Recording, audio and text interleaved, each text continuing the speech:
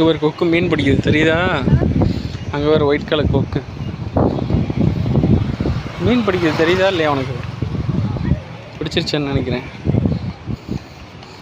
மாட்டிலையாட்டு இருக்குதுக்கு தேடிக்கிட்டே இருக்குது. அங்கே ஒரு தரத்து பிடிக்குது. அதுக்கு மாட்டிலையாட்டு